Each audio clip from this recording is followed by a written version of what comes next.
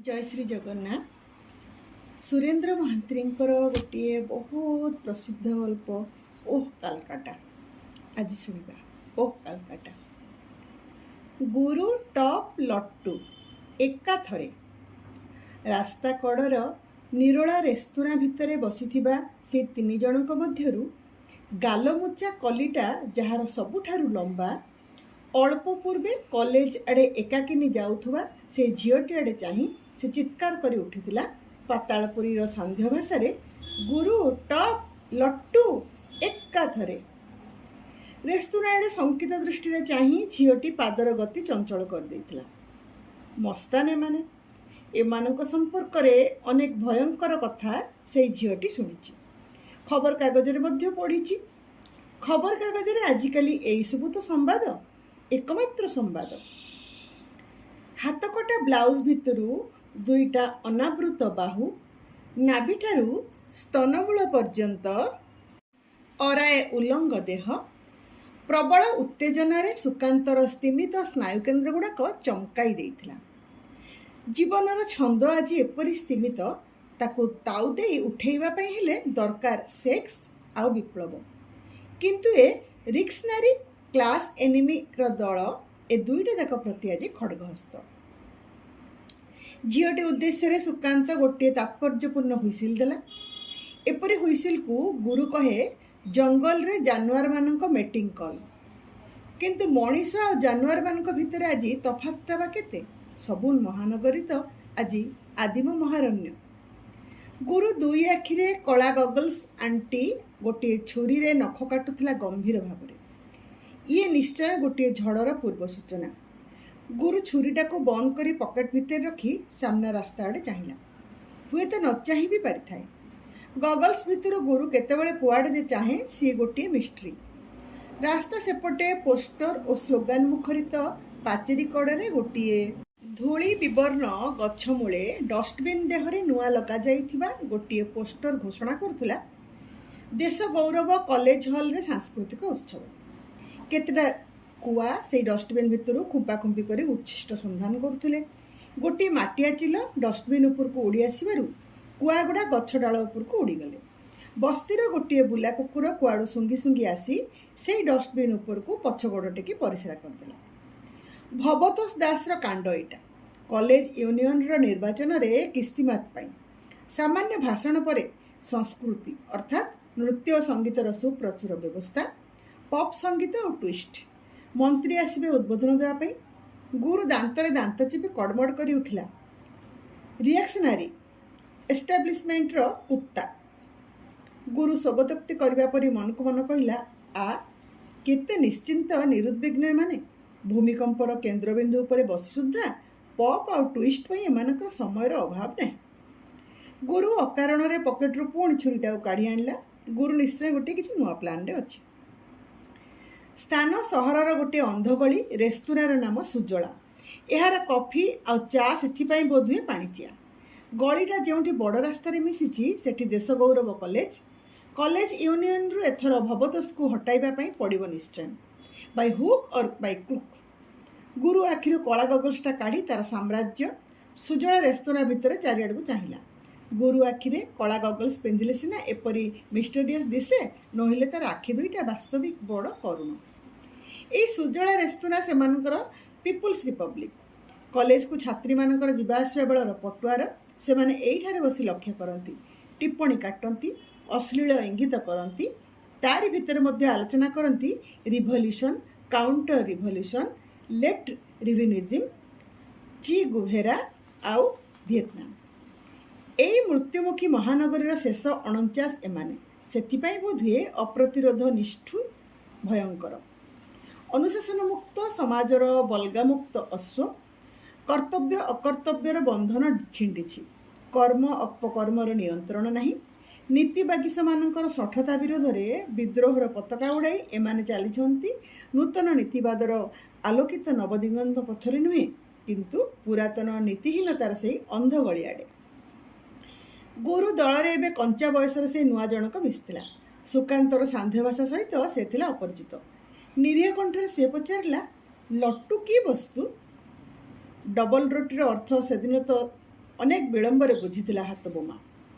ଗୁରୁ ଅଜବ ଏ ଲଚକକୁ ଲଚକି କମରିଆ ପରି, ଯିଏ ସୁକୁମାର ମାନେ ଡେଲିକେଟ୍ ଝିଅ ପରି, ଏଇ ପାତାଳପୁରୀର ପରିଭାଷାରେ କୁଆଡ଼ୁ ଆଣି ଜୁଟେଇଛି କେଜାଣି, ଅପଦାର୍ଥ ଏଟା। ସେଦିନ ଅସଲ ବଖତରେ ଗୁରୁ କହିଲା 2ଟା ଡବଲ ରୁଟି ଆଣିବା ପାଇଁ। ଏ ମୂର୍ଖ ସତକୁ ସତ ପାଉଁରୁଟି ଦୋକାନରୁ ନେଇ ଆସିଲା 2ଟା ପାଉଁରୁଟି।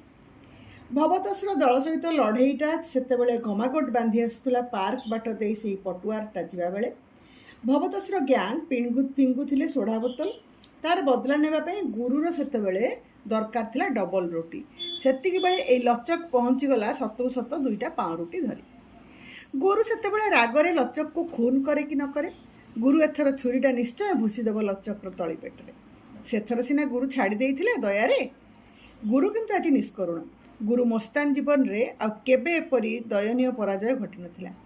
ଗୁରୁ ବାଁ ହାତ କପାଳରୁ ରକ୍ତ ପୋଛି ସେଇ ପାଉଁରୁଟି ଓ ଲଚକର ନିର୍ବୋଧ ଆଖି 2ଟା ଭିତରକୁ ଚାହିଁ ଚିତ୍କାର କରି ଉଠିଲା, ଇଡିୟଟ୍! ଗୁରୁ କିନ୍ତୁ ଲଚକର ତଳିପେଟରେ ଛୁରୀ ଭୁଷିଦେଲା ନାହିଁ। ତା ଓଠରେ ଫୁଟି ଉଠିଲା ଗୋଟିଏ ବିଷର୍ଣ୍ଣ ମଳିନ ହସ। ବଦଲା ନେବାର ଗୋଟିଏ ଭୟଙ୍କର ନିଷ୍ଠୁର ମୁହୂର୍ତ୍ତରେ ଗୁରୁ ସେପରି ହସିବାର ଅର୍ଥ ସୁକାନ୍ତ ଆଦୌ ବୁଝିପାରୁନଥିଲା। ସେଇଟା କ'ଣ ହସିବାର ବେଳ, ପୁଣି ଲଚକର ଏଇ ନିର୍ବୋଧତାରେ? ସୁକାନ୍ତ ଆଜି ପର୍ଯ୍ୟନ୍ତ ସୁଦ୍ଧା ବୁଝିପାରିଲା ନାହିଁ ସେଇ ହସର ଅର୍ଥ। ଗୁରୁ ସବୁବେଳେ ଏଇପରି ମିଷ୍ଟେରିୟସ୍। ସେଦିନ କିନ୍ତୁ ଗୁରୁ ଗୋଷ୍ଠୀର ପରିଭାଷା ସହିତ ପରିଚିତ ହେବା ପାଇଁ ଲଚକର ଉଦ୍ୟମର ଅନ୍ତ ନଥିଲା। ସେଇ ଏବେ ପଚାରୁଥିଲା, ଲଟୁ କ'ଣ, କି ବସ୍ତୁ? ସୁକାନ୍ତ ଉତ୍ତର ଦେଲା, ଚ୍ୟାମ୍ବର୍ସ ଦେଖବେ ଇଡିୟଟ୍। ହ୍ୟାପ, ଲଟୁ ମାନେ ଟପ୍। ଦେଖିଲୁ ନାହିଁ କିପରି ହାଇ ହିଲ୍ ଉପରେ ଲଟୁ ପରି ଘୁରେଇ ଘୁରେଇ ନିତମ୍ବ ନଚେଇ ନଚେଇ ଚାଲିଗଲା ସିଏ। କୁଆଡ଼େ ଯୋଗାଡ଼ କଲା ଏ ଜଙ୍ଗଲିକୁ ଗୁରୁ। ଏ କିନ୍ତୁ ଆମ ଡିଭିଜନରେ ଏକାଥରେ ଅଚଳ। ଆକୁ ଦରକାର ଫୌଜିହୁସ୍ ହାଲୁଆ। ଗୁରୁ ସେତେବେଳେ ଡଷ୍ଟବିନ୍ ଦେହରେ ସେଇ ପୋଷ୍ଟର ଚାହିଁ ମନେ ମନେ ଖସଡ଼ା କରୁଥିଲା ଦେଶ ଗୌରବ କଲେଜ ହଲ୍ର ସାଂସ୍କୃତିକ ଉତ୍ସବରେ ଦକ୍ଷ ଯଜ୍ଞ ଭଜ୍ଞର ଯୋଜନା। ସଂସ୍କୃତି ନାମରେ ପ୍ରତି ବିପ୍ଳବର ଏହିସବୁ ଆୟୋଜନ ପ୍ରତି ଗୁରୁର ଅହେତୁକ କ୍ରୋଧ। ସହଜ ପୁଣି ଭବତୋଷର ଗ୍ୟାଙ୍ଗ ଏହାର ଉଦ୍ୟୋକ୍ତା। ଇଲେକ୍ଟ୍ରିକ୍ ଫ୍ୟୁଜ୍ ଉଡ଼େଇ 1-2ଟା ଡବଲ ରୁଟି ଛାଡ଼ିଦେଲେ ସଂସ୍କୃତି ଖତମ। ସଂସ୍କୃତି ନାମରେ ଯେଉଁମାନେ ଶତଜିହ୍ୱା, ଗୁରୁ ଜାଣେ ତାହାକୁ ରକ୍ଷା କରିବା ପାଇଁ ସେମାନଙ୍କର କଲିଜା କେତେ। ଏସବୁ ହୁଜୁରରେ ଅବଶ୍ୟ କୌଣସି ଯୁକ୍ତି ନାହିଁ, କାର୍ଯ୍ୟକାରଣର ସମ୍ପର୍କ ନାହିଁ। ତଥାପି ଏହି ହିଂସ୍ରତା ଆଉ ଧ୍ୱଂସ ମଧ୍ୟରେ ଅଛି ଯେପରି ଆଜିର ଶୂନ୍ୟଗର୍ଭ ବ୍ୟର୍ଥ ବଞ୍ଚିତ ଜୀବନର ବଞ୍ଚିମାର ଏକମାତ୍ର ଚରିତାର୍ଥତା। ନୋହିଲେ ସମସ୍ତେ ତ ଆଜି ଏଷ୍ଟାବ୍ଲିଶମେଣ୍ଟର ଚେନ୍ ବନ୍ଧା କୁକୁର। ଚେନ୍ରେ ବନ୍ଧା ରହି ଖୁବ୍ ଭୁକ୍ ଭୁକ୍ କରିପାରନ୍ତି ସେମାନେ ସେଇ ଟେବୁଲ ଉପରୁ ଆହୁରି ରୁଟି ଟୁକୁରା ଆହୁରି ଅଇଁଠା ହାଡ଼ ପାଇଁ। କିନ୍ତୁ ଚେନ୍ ଛିଣ୍ଡେଇବା ପାଇଁ ସେମାନେ କେହି ପ୍ରସ୍ତୁତ ନୁହନ୍ତି। ଚେନ୍ ଏକାଥରେ ଛିଣ୍ଡେଇ ଦେଲେ ଏଷ୍ଟାବ୍ଲିଶମେଣ୍ଟର ଟେବୁଲ ଉପରୁ ସେଇ ରୁଟି ଟୁକୁରା ସୁଦ୍ଧା ମିଳିବ ନାହିଁ ଯେ। ଅଥଚ ବିପ୍ଳବ ନାମରେ ସେମାନଙ୍କର କେତେ ଅନର୍ଗଳ ଭାଷଣ, କେତେ ଜ୍ୱାଳାମୟୀ କବିତା। ଭବତୋଷ ପୁଣି ଗୋଟିଏ ପୋଏଟ୍। ସାଲା all poetry is double roti. ଆଜି ଡବଲ ରୁଟି। ଗୁରୁର ଏସବୁ ତାତ୍ତ୍ୱିକ ଚିନ୍ତାରେ ସୁକାନ୍ତର ପ୍ରଗଳ୍ଭତା ବାଧା ସୃଷ୍ଟି କରୁଥିଲା। ସେ ଚିତ୍କାର କରି ଉଠିଲା, ମାଫି ମାଗ ସୁଟକା, ନହିଲେ ଏକା ଲାଥିରେ ତୋ ସିଟ୍ ଢିଲା କରିଦେବି। ସେ କ'ଣ ତୋ ପରି ପରୀକ୍ଷାରେ କପି କରି ରଷ୍ଟିକେଟେଡ୍ ହୋଇଥିବା ଆଣ୍ଟି ସୋସିଆଲ ତାଲିକାର ଦାଗୀ ଖୁନି? ବିଶ୍ୱବିଦ୍ୟାଳୟର 1-2ଟା ଡିଗ୍ରୀ ଏବେ ବି ସେ ସାଇତି ରଖିଥିବ ଏଷ୍ଟାବ୍ଲିଶମେଣ୍ଟ ଭିତରକୁ ତାର ପ୍ରବେଶ ପତ୍ର ପରି। କିନ୍ତୁ ବନ୍ଧୁ, houseful, no vacancy, no admission. ଗୁରୁ ଅଟ୍ଟହାସ୍ୟ କରି ଉଠିଲା ନିଜର ରସିକତାରେ। ଗୁରୁର ରକ୍ତଚକ୍ଷୁ ଆଡ଼େ ଚାହିଁ ସୁକାନ୍ତ ନିଷ୍ପ୍ରଭ କଣ୍ଠରେ ଲଚକକୁ କହିଲା, ଏକ୍ସକ୍ୟୁଜ୍ ପ୍ଲିଜ୍। ଗୁରୁ ମିଥ୍ୟା କହିନାହିଁ। ଲଚକ ଥିଲା ବିଶ୍ୱବିଦ୍ୟାଳୟର କୃତି ଛାତ୍ର। ତାର ମଧ୍ୟ ଏକଦା ଗୋଟିଏ ସାଧୁ ନାମ ଥିଲା ଶୁଭେନ୍ଦୁ। ପରୀକ୍ଷାରେ ସେ କେବେ କପି କରିନଥିଲା। ସେ ସ୍ୱପ୍ନ ଦେଖିଥିଲା ଶୁଚିସ୍ନାତ ଜୀବନର। ଆଦର୍ଶ ଉପରେ ତାର ଥିଲା ପ୍ରଗାଢ଼ ବିଶ୍ୱାସ। ସେ ମଧ୍ୟ ଥିଲା ଆଶାବାଦୀ। କିନ୍ତୁ ବିଶ୍ୱବିଦ୍ୟାଳୟ ବାହାରେ ଏକ ନିଷ୍ଠୁର ପୃଥିବୀ ହାଇ ମାରୁଥିଲା ଏମ୍ପ୍ଲୟମେଣ୍ଟ ଏକ୍ସଚେଞ୍ଜର queue interview no vacancy, queue interview no vacancy, queue interview no vacancy, no no no, get out.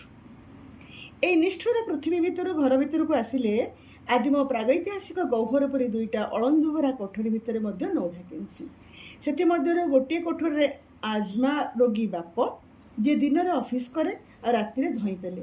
ରାତିସାରା 2ଟା କ୍ଳାନ୍ତ ମୃତ୍ୟୁଭୀତ ଆଖି ମେଲି ବିଛଣା ଉପରେ ବସି ରହେ, ପିଞ୍ଜରା ଭିତରେ ଅଟକି ପଡ଼ିଥିବା ବନ୍ୟଜନ୍ତୁ ପରି। ଶୁଭେନ୍ଦୁର ବୋଉ ସେଇ କୋଠରୀରେ ତଳେ ଶୋଇପଡ଼ନ୍ତି। ବିଛଣାର ପ୍ରୟୋଜନ ନଥାଏ। ଅନ୍ୟ କୋଠରୀରେ ଶୁଭେନ୍ଦୁ ଓ ତାର ଦୁଇଟି ଅବିବାହିତା ଭଉଣୀ ଚଟାଣ ଉପରେ ଲଗାଲଗି ବିଛଣା ପକାଇବା ପାଇଁ ସୁଦ୍ଧା ସ୍ଥାନ ଭାବ। ଶୁଭେନ୍ଦୁ ତେଣୁ ରାତି କଟାଏ ବାହାରେ ବାହାରେ। ଶୁଭେନ୍ଦୁର ବାପା ସତର୍କ ଶିକାରୀ ପରି ରାତି ପାହାନ୍ତା ପାହାନ୍ତାକୁ ଶୁଭେନ୍ଦୁର ଆସିବା ସମୟଟା ଉପରେ ଲକ୍ଷ୍ୟ ରଖିଥାନ୍ତି, ଆଉ ଧଇଁ ପେଲାର ବିରତି ମଧ୍ୟରେ ଅଫସୋସ କରନ୍ତି ଶୁଭେନ୍ଦୁଟା ନଷ୍ଟ ଚରିତ୍ର ହେଇଗଲା। ସେଦିନ କୌଣସି ଏକ ଇଣ୍ଟରଭ୍ୟୁ ପରେ ଇଣ୍ଟରଭ୍ୟୁ କରୁଥିବା କର୍ତ୍ତା ଜଣକ ନୋ ଭ୍ୟାକେନ୍ସି ରହସ୍ୟର ସୂତ୍ର ବତାଇ କହିଲେ, ବ୍ୟାକିଂ ଦରକାର, ବ୍ୟାକିଂ ଅଛି ତମର? ବ୍ୟାକିଂ ମାନେ? ସେ ପଚାରିଥିଲା ନିର୍ବୋଧ ସରଳତାରେ, ଯେମିତି ଅଳ୍ପ ପୂର୍ବେ ସୁକାନ୍ତକୁ ସେ ପଚାରିଥିଲା ଲଟୁ ପୁଣି କି ବସ୍ତୁ। କର୍ତ୍ତା ଜଣକ ଖଣ୍ଡେ ଅଦରକାରୀ କାଗଜ ୱେଷ୍ଟ ପେପର ବାସ୍କେଟ୍ ଭିତରକୁ ଫିଙ୍ଗି ଦେବା ପରି ତାତ୍ସଲ୍ୟରେ ଉତ୍ତର ଦେଇଥିଲେ, ନେତା ମନ୍ତ୍ରୀ ଅଫିସର ଏଥିମଧ୍ୟରୁ କୌଣସିଟି ଅଛି ତମର? ଶୁଭେନ୍ଦୁର ସେଥିମଧ୍ୟରୁ କୌଣସିଟି ଗୋଟିଏ ସୁଦ୍ଧା ନଥିଲା। ସେ ମନକୁ ମନ ଉତ୍ତର ଦେଇଥିଲା, ବ୍ୟାଗ୍ଟା ତ ଅଛି ନିଶ୍ଚୟ, କିନ୍ତୁ ବ୍ୟାକିଂ? ବଞ୍ଚିବା କିନ୍ତୁ ବ୍ୟାକିଂ ଅପେକ୍ଷା ରଖେ ନାହିଁ, ସେଥିପାଇଁ ଟଙ୍କା ଉପାର୍ଜନ କରିବାକୁ ପଡ଼ିବ। ବ୍ୟାକିଂ ଧର୍ମୀ ସମାଜରେ ଟଙ୍କା ରୋଜଗାର କରିବା କେଉଁ ବଡ଼ କଥା? ହିନ୍ଦୀ ସିନେମା ଟିକେଟ୍ର ବ୍ଲାକ୍ ମାର୍କେଟିଂ ସେ ଦୃଷ୍ଟିରୁ ମନ୍ଦ ନୁହେଁ, କିନ୍ତୁ ଏଥିପାଇଁ ମଧ୍ୟ ଅନ୍ୟ ବ୍ୟାକିଂର ପ୍ରୟୋଜନ ଥିଲା। ସେ ପର୍ଯ୍ୟନ୍ତ ଶୁଭେନ୍ଦୁ ତାହା ବୁଝିନଥିଲା। ଥରେ ଗୋଟିଏ ସିନେମା ହଲ୍ ପାଖରେ ଟିକେଟ୍ ବ୍ଲାକ୍ ଚଲାଇଥିବା ବେଳେ ହଠାତ୍ ଦୁଇ ଜଣ ତାକୁ ପ୍ରାୟ ଶୂନ୍ୟ ଶୂନ୍ୟ ଉଠାଇ ନେଇଥିଲେ ସିନେମା ହଲ୍ ପଛ ଅନ୍ଧାର ଗଳିରେ ଗୋଟିଏ ରେସ୍ତୋରାଁ ଭିତରକୁ। ସେଇଠାରେ ସେଦିନ ତାର ପ୍ରଥମ ସାକ୍ଷାତ ହୋଇଥିଲା ଗୁରୁ ସହିତ। ଗୁରୁ ଟେବୁଲ ଉପରେ ଜୋତା ମିଶା ଦୁଇ ଗୋଡ଼ ଲମ୍ବାଇ ଖଣ୍ଡେ ଚୌକି ଉପରେ ପଛକୁ ମୁଣ୍ଡ ଝୁଙ୍କାଇ ବସିଥିଲା ଗୋଟିଏ ରମ୍ ବୋତଲ ସାମ୍ନାରେ। ଗୁରୁ ଆଗରେ ସେ ଦୁଇ ଜଣ ତାକୁ ହାଜରା କରାଇବା ମାତ୍ରେ ଗୁରୁ ପକେଟରୁ ଗୋଟିଏ ଧାରୁଆ ଛୁରୀ କାଢ଼ି ଶୁଭେନ୍ଦୁର ତଳିପେଟରେ ଛୁରୀର ମୁନଟାକୁ ଲଗାଇ ପଚାରିଥିଲା, ଏଠି ଏ ମସ୍ତାନୀ କାହିଁକି? ଏ କାହାରି ଏରିଆ ମାଲୁମ ଅଛି ତ? ଲାଇସେନ୍ସ ନେଇଥିଲୁ ମୋ ଠାରୁ? କେଉଁ ଗ୍ୟାଙ୍ଗର ତୁମେ? ଥର ଥର କମ୍ପିତ କଣ୍ଠରେ ଶୁଭେନ୍ଦୁ ଉତ୍ତର ଦେଇଥିଲା, ମୁଁ ଏକ ବେକାର, କେଉଁଠି ବ୍ୟାକିଂ ନାହିଁ ମୋର। ପାଖ ଟେବୁଲରେ ବସି ସୁକାନ୍ତ ଚାହିଁଥିଲା ଶୁଭେନ୍ଦୁ ଆଡ଼େ। ସେ କହିଲା, ବ୍ୟାକିଂ ନଥାଇ ବ୍ୟାଗ୍ଟା ଅଛି ଠିକ୍, ଏଇ ଲଚକ ଅଛି ଗୁରୁ। ସେଇଦିନ ଶୁଭେନ୍ଦୁର ନାମାନ୍ତର ହେଲା ଲଚକ। ଗୁରୁର ଆଖି ଦୁଇଟା ହଠାତ୍ କୋମଳ ବିଷର୍ଣ୍ଣ ହୋଇ ଉଠିଲା। ଗମ୍ଭୀର ଭାବରେ ସେ ଛୁରୀଟାକୁ ବନ୍ଦ କରି ପକେଟ ଭିତରେ ରଖି କହିଲା, ଠିକ୍ ଅଛି, ଏଇଥର ଛାଡ଼ିଦେଲି, ଆଉ ଦିନେ ଏ ଏରିଆ କିନ୍ତୁ ଭୁଲରେ ସୁଦ୍ଧା ନ ମାଡ଼ ଯେପରି। ମୁଁ କୌଣସି ଅନପ୍ଲିଜାଣ୍ଟନେସ୍ ଚାହେଁ ନା। ସେ କହିଲା, ମୁଁ ଚାହେଁ କେବଳ ବଞ୍ଚିବା ପାଇଁ, ହେଲେ ପ୍ଲିଜ୍। ଲଚକର ବଞ୍ଚିବା ମରିବା ସେତେବେଳେ ଯେପରି ଗୁରୁ ଉପରେ ସମ୍ପୂର୍ଣ୍ଣ ନିର୍ଭରଶୀଳ ଥିଲା।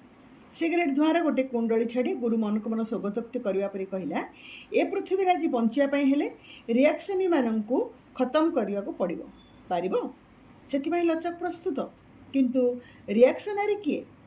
କେଉଁମାନେ? ଲଚକର ନିର୍ବୋଧ ପ୍ରଶ୍ନ। ଗୁରୁ ଅସହିଷ୍ଣୁ କଣ୍ଠରେ ଉତ୍ତର ଦେଲା, ଯେଉଁମାନେ ଆମର ଶତ୍ରୁ, ଶ୍ରେଣୀ ଶତ୍ରୁ, ସେମାନେ। ଲଚକ କିନ୍ତୁ ତା ନିଜର ଅଭିଜ୍ଞତାରେ ବୁଝିଛି ଶ୍ରେଣୀ ଓ ଶ୍ରେଣୀ ଶତ୍ରୁ ଗୋଟିଏ ସ୍ଲୋଗାନ।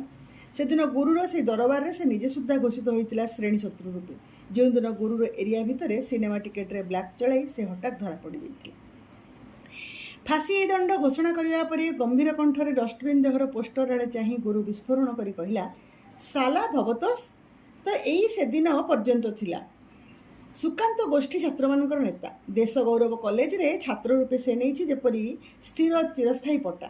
ସୁକାନ୍ତ ପ୍ରଥମ ବାର୍ଷିକ ଶ୍ରେଣୀରେ ଭର୍ତ୍ତି ହେବା ବେଳକୁ ଭବତୋଷ ଥିଲା ପଞ୍ଚମ ବାର୍ଷିକ ଶ୍ରେଣୀର ଛାତ୍ର। ସୁକାନ୍ତ ବିଏ ପରୀକ୍ଷାରେ କପି କରି ରଷ୍ଟିକେଟ୍ ହେଇ ଗୁରୁ ଦଳରେ ଆଜି ସ୍ନାତକୋତ୍ତର ମସ୍ତାନ, କିନ୍ତୁ ଭବତୋଷ ତଥାପି ସେହି ଷଷ୍ଠ ବାର୍ଷିକ ଶ୍ରେଣୀରେ। ଗୁରୁ ଦିନେ ଏହାର ରହସ୍ୟ ବୁଝାଇଥିଲା, କହିଥିଲା, ବୁର୍ଜୋୟା ସମାଜରେ ଏଇ କଲେଜ ସବୁ ଗୋଟିଏ ଗୋଟିଏ ସିଟ୍ ଅଫ୍ ପାୱାର, କ୍ଷମତାର ଆସ୍ଥାନ। ତାକୁ ଅକ୍ତିଆର କରିବା ପାଇଁ ହିଁ ତେଣୁ ଏତେ ୟୁନିୟନ, ଏତେ ରାଜନୀତି।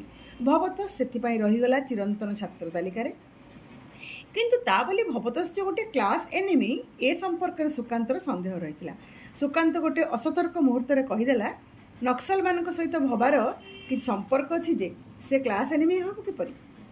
ଗୁରୁ ପାଗଳ ପରି ଟେବୁଲ ଉପରେ ଗୋଟିଏ ବଜ୍ରମୁଷ୍ଟି ପିଟି କହିଲା, ଚୁପ୍ କର ସୁଟକା, ବ୍ଲଡି ସ୍କଙ୍କ। ମୋର ସନ୍ଦେହ ହେଉଛି ତୁ ହେଲୁଣି ପୋଲିସର ସ୍ପାଇ, ନହେଲେ ସେଇ କ୍ଲାସ୍ ଏନିମିମାନଙ୍କର ଦଲାଲ। ଗୁରୁର ଏ ପ୍ରକାର ବିସ୍ଫୋରଣରେ ସୁକାନ୍ତ ଜୀବନ ଆତଙ୍କରେ ପାଦଠାରୁ ମୁଣ୍ଡ ପର୍ଯ୍ୟନ୍ତ ଥରିବାକୁ ଲାଗିଲା। ଏଇ ଭବତୋଷ ଆଉ ଗୁରୁ ମଧ୍ୟରେ ଦିନେ ଥିଲା ଅଭେଦ ବନ୍ଧୁତ୍ୱ। ଦୁହେଁ ଏକାଠି ମିଶି ଅନେକ ଡବଲ ରୁଟି ଫିଙ୍ଗିଛନ୍ତି ପୋଲିସ ଉପରେ। କେତେକ ଛୋଟକାଟର ଡକେଇତି ମଧ୍ୟ ଦୁହେଁ ଥିଲେ ସମ୍ପୃକ୍ତ। ସେଥିପାଇଁ ସିନା ଭବତୋଷ ସମ୍ପର୍କରେ ସୁକାନ୍ତ ସଫେଇ ଦେଇଥିଲା, ଭବତୋଷ କ୍ଲାସ୍ ଏନିମି ନୁହେଁ। ଲଚକ ନିର୍ବୋଧ ଦୃଷ୍ଟିରେ ଥରେ ଗୁରୁ ଆଉ ଥରେ ସୁଟକା ଆଡ଼େ ଚାହିଁ ଭାବୁଥିଲା, ଶ୍ରେଣୀ ଶତ୍ରୁ ଆଉ ଶ୍ରେଣୀ ମିତ୍ର ଭିତରେ ତଫାତଟା କେତେ? ଭବତୋଷକୁ ଲଚକ ମଧ୍ୟ ଜଣେ ଉଗ୍ର ବାମପନ୍ଥୀ ରୂପେ।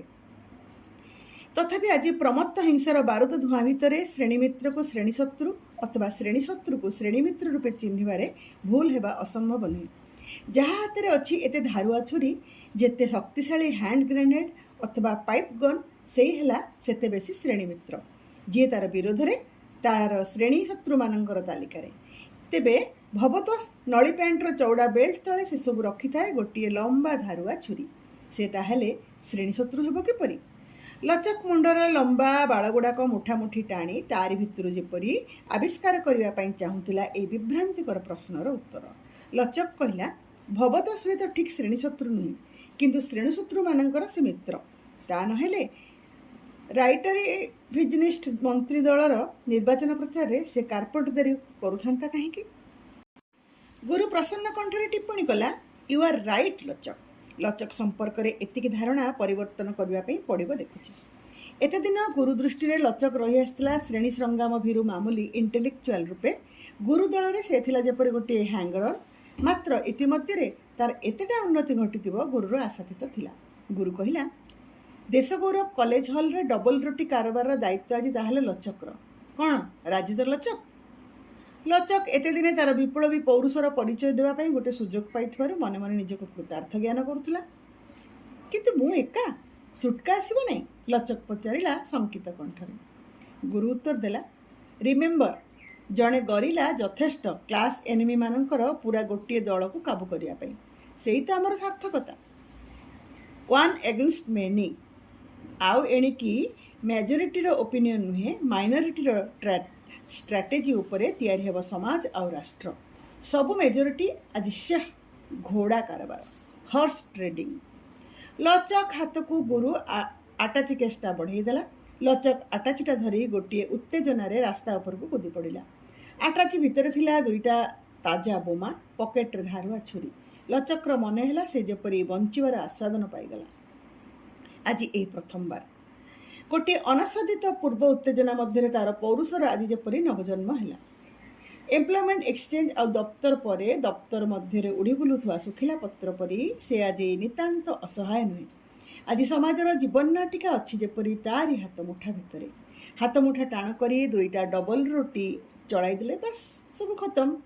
ଆଟାଚି ଭିତରେ ବୋମା ଦୁଇଟା ତାକୁ ମନେ ପକାଇଦେଲା ଏକଦା ସହପାଠିନୀ ଯମୁନାର ସ୍ତନ।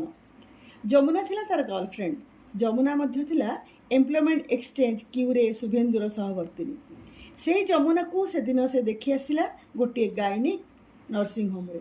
ଯମୁନା ମଳିନ ହସରେ ଗୋଟିଏ ରେଖା ଟାଣି କହିଥିଲା, ଦେହ ଖରାପ, ଏମିତି ଟିକେ ବେଶୀ ବେଶୀ ଯାଉଛି। ଯମୁନାର ଓଠ ଦୁଇଟା ଶ୍ଵେତା ରକ୍ତହୀନ ଦିଶୁଥିଲା।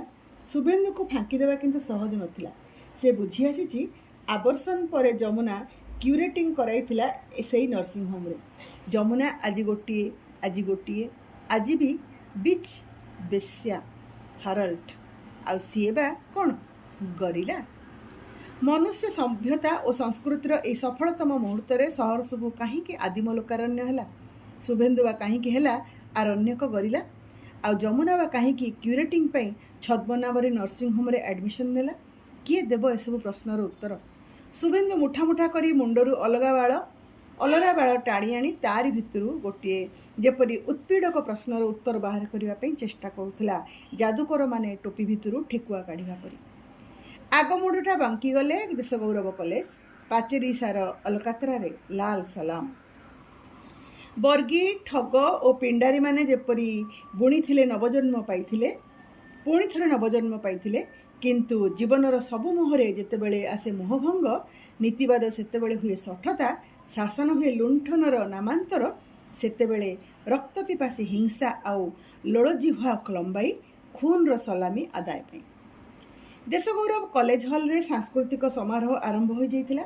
ମନ୍ତ୍ରୀ ପୁଷ୍ପମାଲ୍ୟ ବିଭୂଷିତ ହୋଇ ମଞ୍ଚ ଉପରୁ ଭାଷଣ ଦେଉଥିଲେ।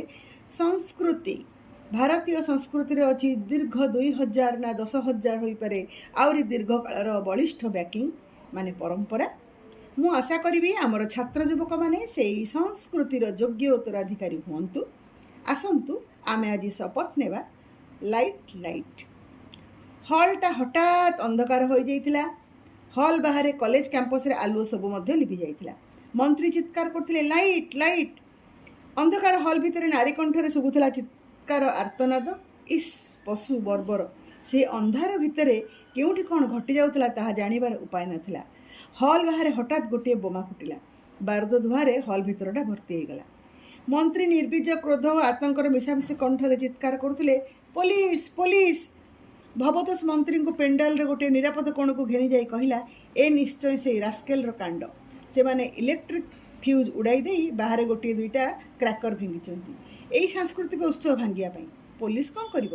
ଆପଣ ଏଇଠି ରୁହନ୍ତୁ, ମୁଁ ସବୁ ଠିକ୍ କରିଦେଉଛି।